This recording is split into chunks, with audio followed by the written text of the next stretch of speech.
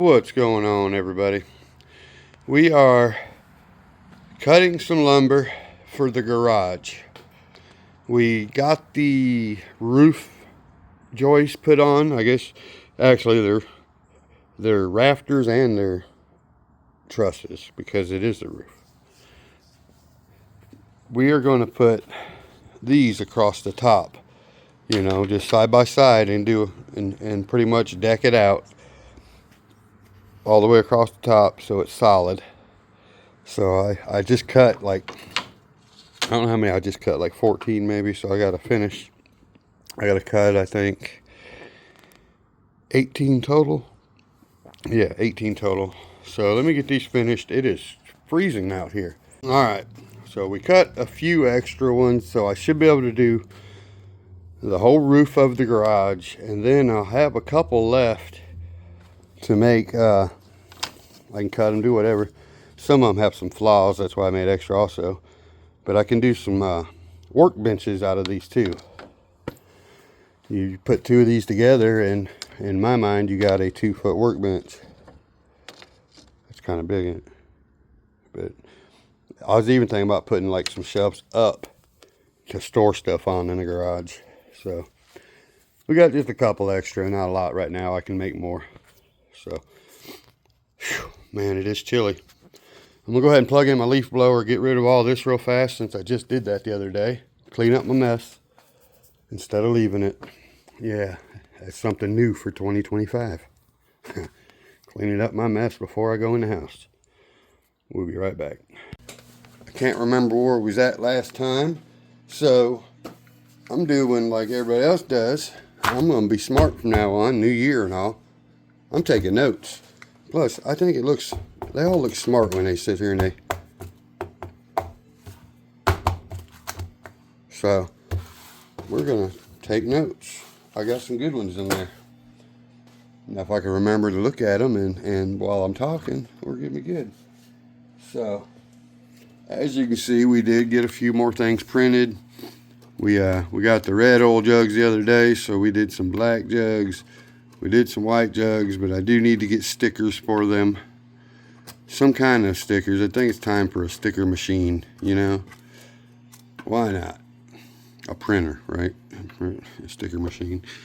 So, we got the red crates. We got the black crates. We got the white crates. I'm happy with that. You can tell I'm really having fun with the printer. We got the gas cans and the nozzles finished. One of those I broke when I pulled it off the plate and had to glue it, but it's all good. It's still there. So I just wanted to show you guys these couple of things. As you can see, I made a few window frames. I don't know what they're going to go on. If I'm going to cut holes in the garage I done built and make some window frames, but I just wanted to see how these looked once I printed them. They're actually made to go on like a couple nails. You can go either way. You can put them like that, or you can put them like that. I didn't know they came with the little nail things to mount them. That's pretty dandy. You don't have to glue them if you don't want to.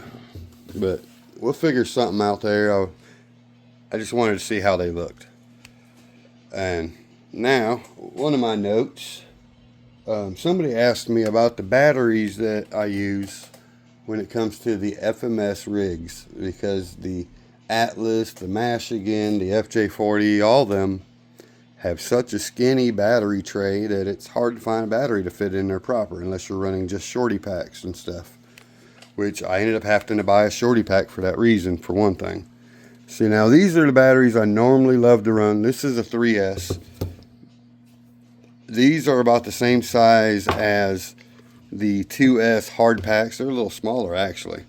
This is old. It's not a good reference battery, but I used to love the 2S hard packs because they're 5200 milliamps, sometimes 62, whatever, and they last all day long. And if you're trailing and not competition crawling, you don't care about the weight and all that stuff. It's just a good thing to have. I like them, but they won't fit in the Michigan either, or none of them. This one here, even though it's a touch smaller, it still will not fit down in that tray. So I got online when I first got them so I could find something that would fit them. And I knew a shorty pack would fit it. So I do recommend, if you're wanting a 2S battery, these little Z batteries. I'm going to put the link in the description because I think you get 2 of these for like $30-something. Now, I couldn't find this particular battery with a Dean's plug, which is what I runs. It had the XT60. So I got adapters that don't matter. Now, here's the battery you're probably looking for. The biggest milliamp I could find that would fit and was still a good size full length battery are these 3200 milliamp. But they are perfect. They're actually way skinnier than you actually need. So, as you can tell, if you looked at it from the right profile, I mean, it's like a 1/4 inch bigger than this one. So, yeah, it's only a 3200, but it's still better than a 2200. And to be honest, I've never really ran one dead yet on the trail.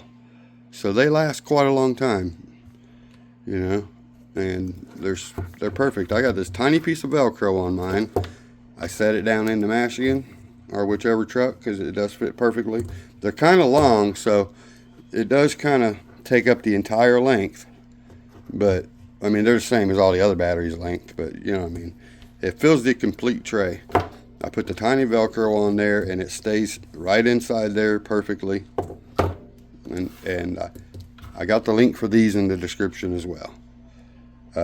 These, I think, I don't remember if I said it in a video or it was something I edited out a while back, but I thought I paid like $50 for the 2 of them. I just found them for like $40 for 2 of them. So, honestly, you can't beat it. I highly recommend these batteries. I've had great luck with them so far. And they fit the trucks. And this one does come with a Dean's. The 3S. I had no problem finding Dean's on a 3.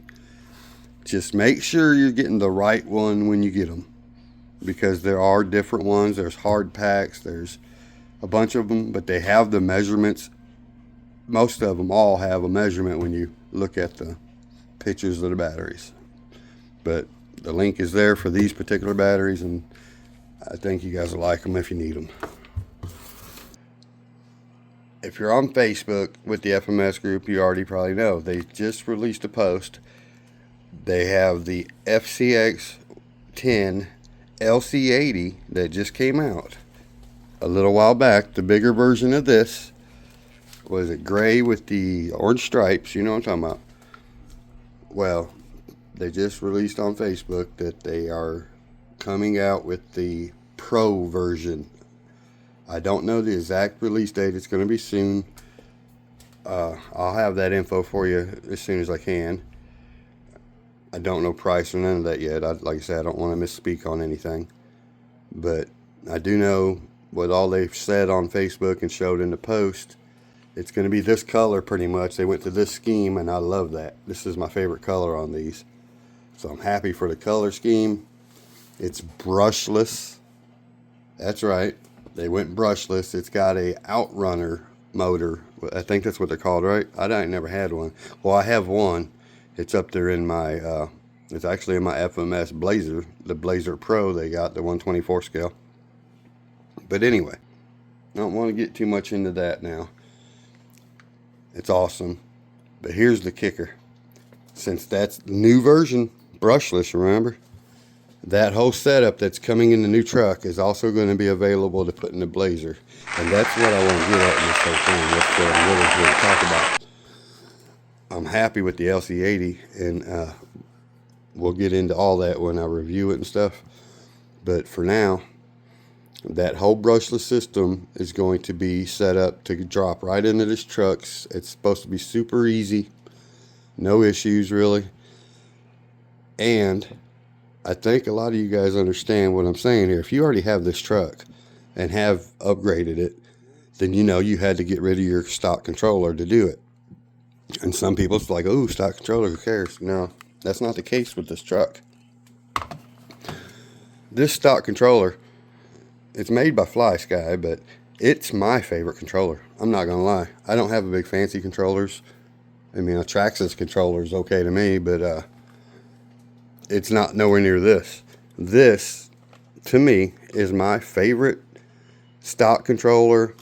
Not only that, is now that there's a receiver option that can drop in a truck so that you can take out the 2-in-1 combo, because that's what's held everybody up on upgrading. Now, first I'm going to say though, you don't have to upgrade this truck for a brush truck. It performs very well. The reason I have not worried about getting a new controller and going through that is because you don't have to. It actually works good. But now that we can go and upgrade, I'm damn sure going to, especially with the system they're sending. It's going to go brushless. It's going to have that. No more 2-in-1. And from what I hear, all 11 channels are going to be optional, or, you know, functional, sorry, with the new receiver. So that is just awesome. This controller just is my favorite. That's all there is to it. You know, if your dips are on, you don't know sometimes on your Traxxas unless you remember which way it is. It's forward and everything, but when I first got it, I didn't know. So on here, dips are on, lights on. The rear, lights on. Transmission in second gear, boom, lights on. So you know, it's awesome. There's so many other things I just don't want to get into right now because I want to get on my roof and get it finished. But just wanted to say that's awesome, and I want to thank FMS for giving me the opportunity to show you guys what one of them systems is about and put it in this truck. Coming soon. So thank you, FMS. Now, this is weird looking at notes, I swear. Oh, wait, I forgot something. Scratch that. Now then, let's get some roof on the roof. Did that make sense? Yeah. Okay. See, I get all off topic when I try to, like, stay on track and focus instead of just throwing it out there. Here's what's up. We got to move the crane, obviously. I just put that there for fun, but I have attached this to where it just pulls right off, no problem. So I'm going to glue these pieces on, and then I don't know if I should like make a handle somehow. I don't know. We'll cross that bridge when we get there. Let's just go ahead and start putting them on there real quick. I don't know if I'll be able to set this up to where we can watch. So now we ain't doing nothing too fancy. We are just laying them up here, getting the right light here. I don't got much light at night. Laying them up here. We're gluing them down, and what we're doing is I'm running hot glue every other one on one row. On the next row I run every other one but the opposite, so that they're still getting glue on every joist, every other one. You know what I'm saying? So that's what we're doing. And there's nothing to it when you got the hot glue.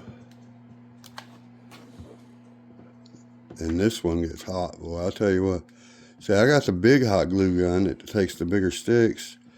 And I got some, only ones I had at the store were for wood.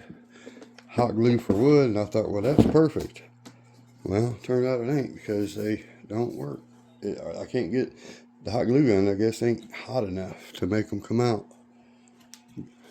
It's just like it's mashing inside instead. Yeah. So a lot of these things, when you cut them on that table saw like that, they warp. Especially my table saw, because my blade's about dull. But it'll get the job done. I'm overhanging them just a little on the front edge here, because I'm still debating. I might actually put some kind of light on this side of the joist pointing down. I don't know yet what I'm doing, to be honest. But either way, it's going to be even coming off, because it's coming off, and again, like I said, I can pick it up one piece. So if it's square, shit, don't ask me that question. I don't know. This table and this floor is crooked. The table might not be crooked, but it's on a crooked floor, so I know it's leaning downhill. And I didn't use any technical tools to see if it's square. So anyway, that's a pretty truck, ain't it? Let's get back to work. Alright, y'all. We got her decked. That's what we'll say. It looks pretty good, actually. It's not a roof. It's a parking garage. I don't know. Oh, excuse me. Again, the outside of this was not meant to be what was all purty or nothing. I just decided to put something on the outside after it was built. I started to just leave it cardboard, so the inside looked good is all that mattered to me, but then I got to where I wanted this to be nice, and then we had to get the top, because I know my cats are going to jump up there. And trust me, this thing is solid. It's framed like a real house. I mean, when you got posts and 2 top plates, all that good stuff.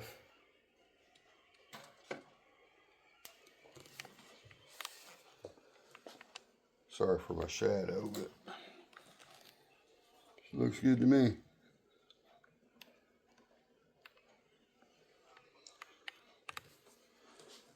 So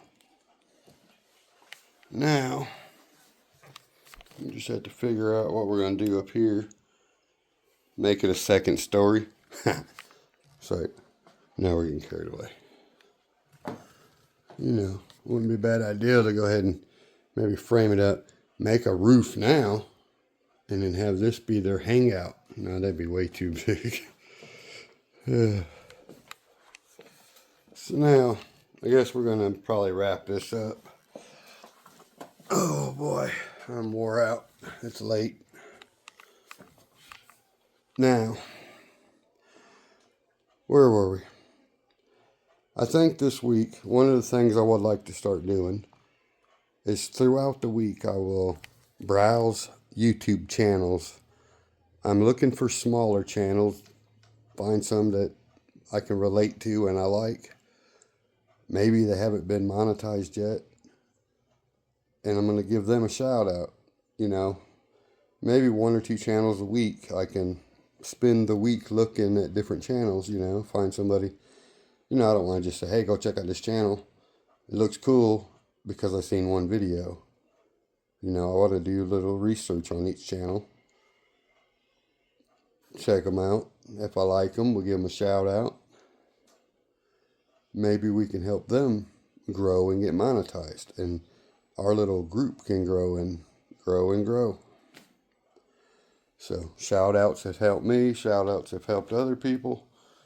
And not particularly shout outs, you know, I'm just going to watch channels I like and recommend them, but that's about it. Please, guys, like, subscribe, share, comment, all that stuff. And since it's at the top of my head, go check out SUV Steve and the Mind's Eye RC. I don't remember how many subscribers. I think SUV Steve's at about 850. That means he ain't too far off. You know, we can maybe help him get monetized. Check him out. Good channel, good content. The same with the Mind's Eye. Go check him out. There's a lot more I could recommend right now. I just can't remember off the top of my head all the time. That's why I now have a notepad, and I'll start using it. So please like, subscribe, share, comment, and we will catch you on the next one. Don't forget, the links are in the description below. For batteries, for the printer, FMS, all that stuff. They're all there. I appreciate you guys. Peace.